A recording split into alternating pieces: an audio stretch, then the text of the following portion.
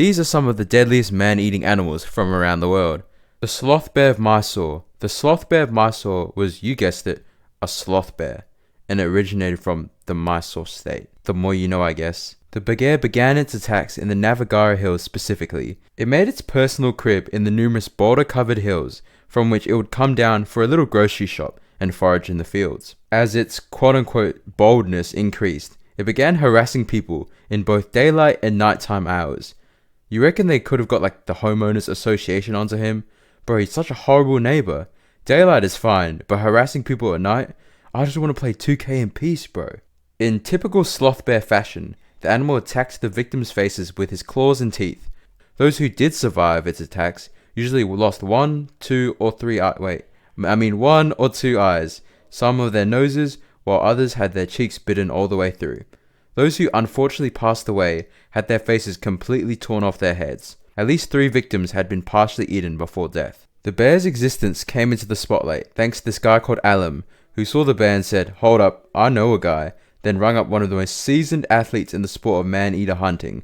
That man was the great Kenneth Anderson. Anderson's confidence was through the roof as he saw the description of his target as a sloth bear. That's easy pickings, right, sloth bear? That's just a worse and slower bear. Expecting to be in a bronze lobby, Anderson only brought with him an electric torch, some random ass rifle he had, and a single change of clothes. It's like your typical childhood sleepover, just hopefully without the single change of clothes. That's so yucky, right?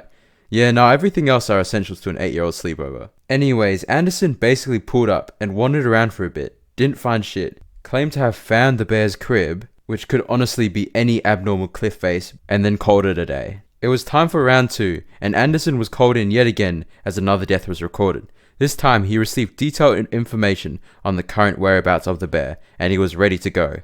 A man with a plan is a man who can. He set forth with the same rifle, the same electric torch, but this time with an entourage of 3 or 4 people. They travelled for about an hour and a half into the jungle, in which they encountered a heavily scrubbed hill. The helpers, while being not so helpful, refused to accompany Anderson after that point. Anderson, despite that, continued the search, and after searching for a while through thick bush, he heard the faint moans of a victim. He found a man lying at the foot of a tree, unconscious and severely mutilated. Realizing the man was not having a great time, Anderson carried him for a short distance. That is before he sprained his ankle and collapsed. Can't believe that everything that could go wrong went wrong.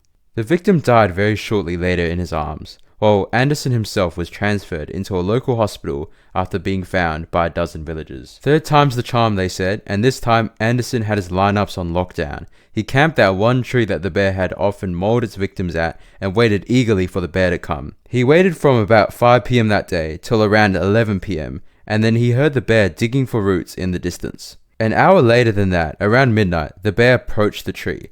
Anderson shone his electric torch at the bear, which reared up its hind legs in fear, ready to attack. Anderson then shot the sloth bear in the chest, killing it. The Champawat Tiger.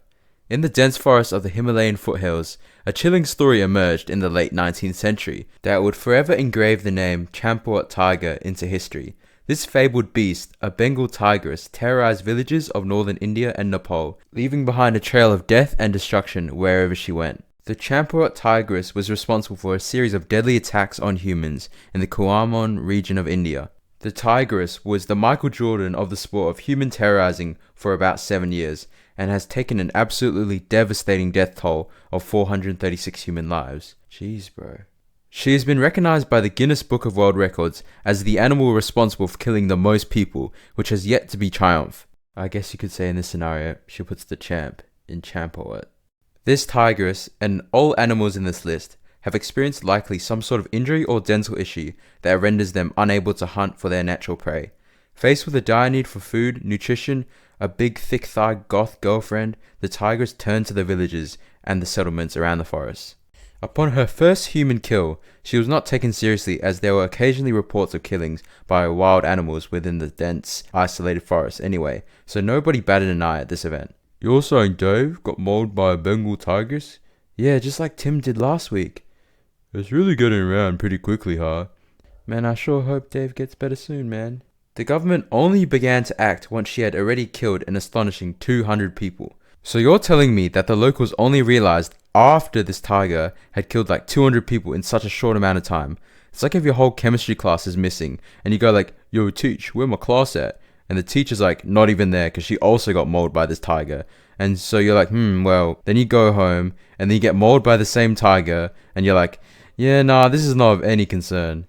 Villagers living in the shadows of the forest lived in constant fear, with their lives at the mercy of this fearsome predator.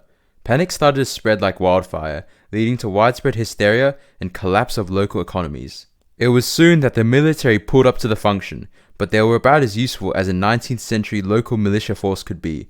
Pretty useful, right? This is where they realized they needed some big guns. So the British colonial administration governing India at the time rung up some Jim Corbett fella, a renowned British hunter, conservationist and author. Corbett rocked up to the region, armed to the teeth with his wittiness and his oversized balls of steel, with a deep respect for the wildlife he was about to confront. Corbett administered many innovative strategies. He set up baited traps, ambushes, pop-up concert tents selling MDMA, relying on his extensive knowledge of animal behavior. After months of intense pursuit, Corbett's efforts paid off.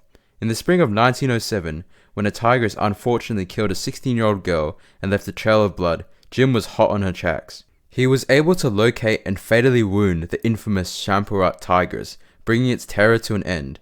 What makes this story special is not the hunting prowess that Corbett showed, it's the amount of character development he had. After the hunt, something hit Corbett about the devastating impacts that unchecking human activities have on wildlife. This experience marked a turning point in his life, in which he became an avid conservationist, quite the opposite lifestyle of his old hunting pursuits. You either die a hero or live long enough to become the villain, they say. But Corbett says, you either die a hero or be stuck in a Greta Thunberg protest for the next years of your life. Anyways, those were two of the most deadly man-eaters ever found, and the story behind how they were captured. I hope you enjoyed it. Feel free to subscribe to the channel. There's really nothing easier in life to do. Just do it. Okay, bye.